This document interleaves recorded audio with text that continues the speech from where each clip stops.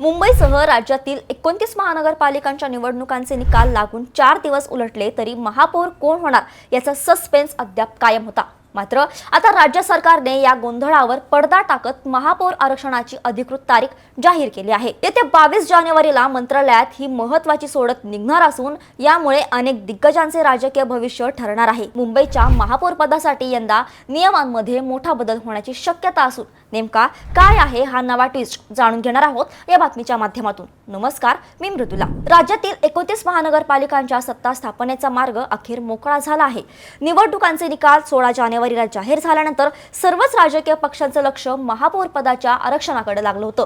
नगर विकास विभागाने आता स्पष्ट केलं आहे की येत्या 22 जानेवारी रोजी सकाळी 11 वाजता मंत्रालयातील परिषद सभागृहात ही आरक्षण सोडत प्रक्रिया पार पडेल। राज्याच्या नगर विकास राज्यमंत्री माधुरी मिसाळ यांच्या अध्यक्षतेखाली ही संपूर्ण प्रक्रिया होणार आहे। या सोडतीकडे केवळ नवनिर्वाचित नगरसेवकांचेच नाही तर संपूर्ण महाराष्ट्राचं लक्ष लागलं आहे, कारण या आरक्षणावरच ठरणार आहे की कोणत्या शहरात कोणत्या प्रवर्गाचा महापौर विराजमान होणार।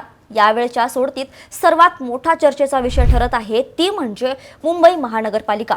मुंबईच्या महापौर आरक्षणात यंदा एक मोठा बदल किंवा ट्विस्ट येण्याची दाट शक्यता वर्तवली जात आहे। समोर आलेल्या माहितीनुसार आरक्षणाची जी जुनी रोटेशन पद्धत होती ती बदलून आता पुन्हा एकदा खुल्या प्रवर्गापासून चक्रार पद्धतीने नवीन सुरुवात केली जाऊ शकते। समाजातील सर्वच घटकांना समान संधी मिळावी या उद्देशाने कायद्यात बदल करण्याच्या हालचाली सुरू असल्याची चर्चा सध्या राजकीय वर्तुळात आहे। जर असं झालं तर अनेक खुल्या प्रवर्गातील इच्छुकांच्या आशा पल्लवित होतील आणि मुंबईच्या राजकारणाची संपूर्ण गणितच बदलून जातील। साधारणपणे महापौर पदासाठी सर्वसाधारण पुरुष किंवा महिला, ओबीसी, अनुसूचित जाती आणि जमाती अशा क्रमाने आरक्षण काढले जाते। मात्र यावेळी हे रोटेशन नेमकं कुठून सुरू होतं यावर सर्वांच्या नजरा खिळ्या आहेत। मुंबईत सध्या राजकीय परिस्थिती अत्यंत अटीतटीची आहे।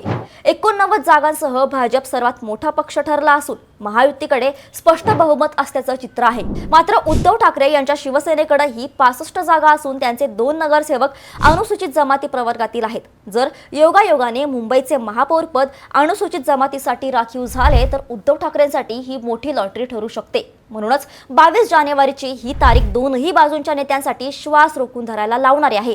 केवळ मुंबईच नाही तर पुणे, ठाणे, नागपूर आणि नाशिक यासारख्या मोठ्या शहरांमध्येही महापौर आरक्षणावरून रस्सीखेच सुरू आहे।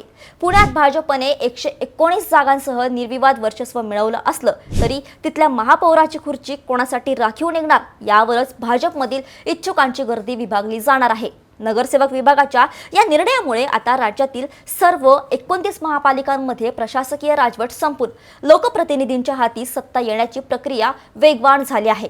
आरक्षण जाहीर झाल्यानंतर अवघ्या 15 दिवसात पहिली महासभा बोलवली जाईल आणि त्यानंतर प्रत्यक्ष महापौर आणि उपमहापौर पदाची निवडणूक पार पडेल। या सोडतीमुळे कोणाचं नशीब उघडणार आणि कोणाचा पत्ता कट होणार हे आता अवघ्या 2 दिवसात स्पष्ट होईल। व्हिडिओ तुम्हाला माहितीपूर्ण वाटला असेल तर व्हिडिओला लाईक नक्की करा आणि अशाच महत्त्वाच्या अपडेटसाठी थोडक्यातला फॉलो आणि सबस्क्राइब करायला विसरू नका।